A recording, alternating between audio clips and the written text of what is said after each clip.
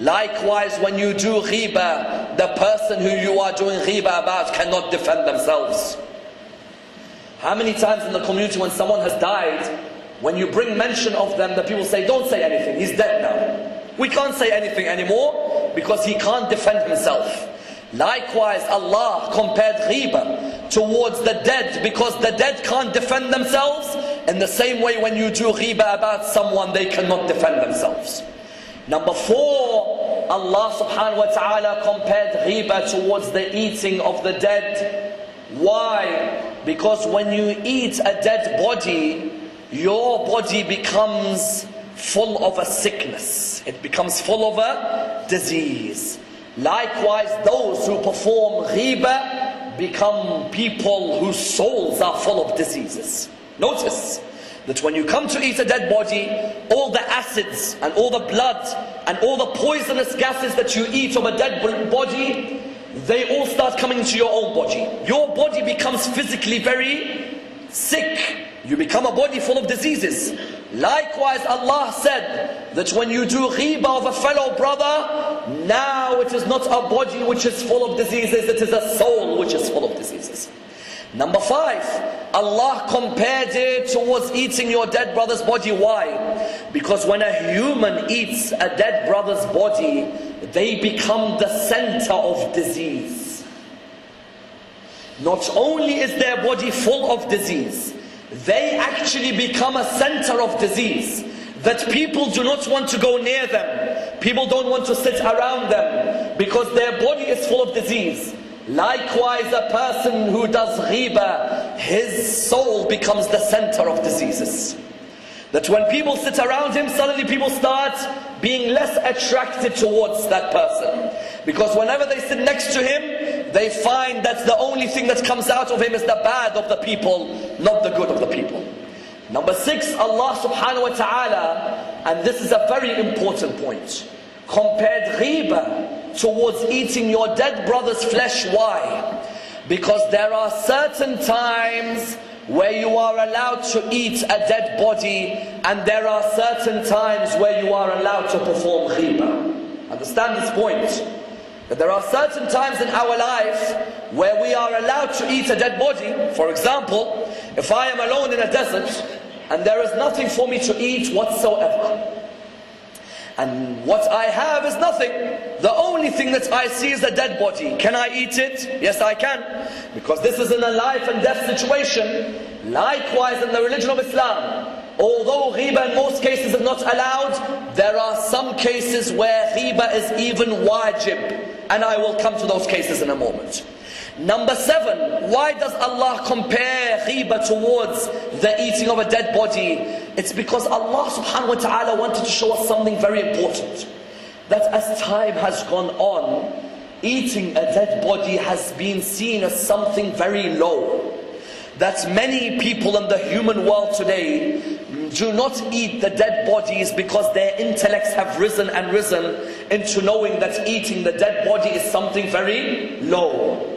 Yet Allah wanted to show us that if you know how well your community has progressed, or you want to know how well your community has progressed, then look at the way they treat ghiba. If they treat ghiba as something normal, then they are the lowest of people. Because while the rest of humanity has noticed that eating a dead body is something very low, there are some people who have not noticed that doing ghiba is something very low. If you want to know how well a community is doing, let your barometer be eating the dead body. Because the whole world today believes that eating a dead body is something forbidden and something detested. Yet the Muslim world in comparison feels that ghiba is something normal. Therefore Allah subhanahu wa ta'ala made these 7 suggestions within this one verse. And that's why when you came to the area of ghiba, you found that some of the ahadith of Ahlul Bayt about ghiba make a person shiver in their place and wonder about the ghiba that they've done. For example, our Holy Prophet Muhammad sallallahu alayhi wa sallam has a hadith where he states that ghiba is worse than adultery. Ghiba is worse than adultery. Why? He states, because I am willing to forgive a person who commits adultery, But I am never willing to forgive a person who commits ghiba. A person who commits ghiba has to be forgiven by the people he did ghiba on. Imagine this idea. Rasulullah said, my Lord said to me, I am willing to forgive adultery, but I will never forgive ghiba. Ghiba can only be forgiven by the people you have backbitten. Therefore you find in one instance Rasulullah states that the worst type of income is when a person earns his income with 1 dirham of interest. And he said interest is worse than adultery. So then someone said to me, Ya Rasulullah, what's the worst type of interest? He said the worst type of interest is when a person backbites his brother in faith. Therefore the first hadith was what? That ghiba is worse than adultery. Then the second hadith of Rasulullah when he states, ghiba affects what? Ghiba affects the religion of a person faster than leprosy affects the body of the human being. Ghiba affects the religion of a person faster than leprosy affects the body of the human being. Because when you see leprosy, leprosy is one of those diseases that it takes a miracle to cure. That's why one of the miracles of Prophet Jesus is what? Is that he was able to cure the blind and the leper. In his time, the people could not believe that anyone would be able to cure a person with leprosy. Whereas Nabi Isa was able to cure the blind and he was able to cure the leper. Rasulullah said, ghiba affects a person's religion faster than leprosy affects the human body. Imagine that. Because when you begin to continuously speak bad things about people, you will begin to notice that your approach to life is very pessimistic. You always look down at others rather than praising people. That's why the third hadith Rasulullah has about ghiba is a beautiful one. He comes forward and he says that ghiba affects a person's religion. And ghiba does away with the good deeds of a person faster than fire does away with wood. Imagine. Ghiba does away with the good deeds of a person faster than fire does away with wood. Bring some wood and then put fire on it and see how they become ash straight away. Yet look at ghiba, it does away with your good deeds faster than even fire does away with wood. Why? There is a hadith which tells us on the day of judgment, when we come, a person comes with his good deeds and another person comes with his bad. All of a sudden, the person who had come with his good deeds sees that his good deeds have become bad.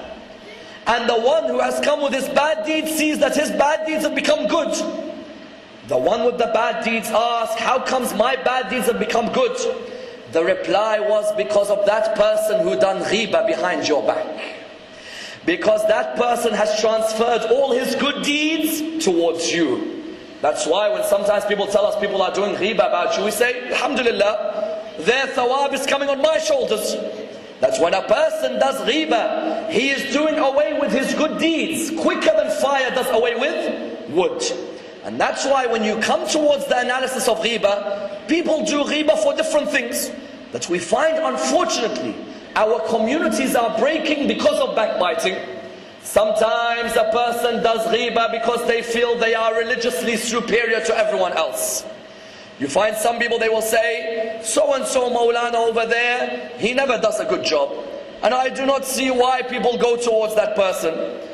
There is a hadith of our Holy Prophet, he says that on the Day of Judgment, there is a person who will come, his name is Dhul Lisanain, the man of the two tongues.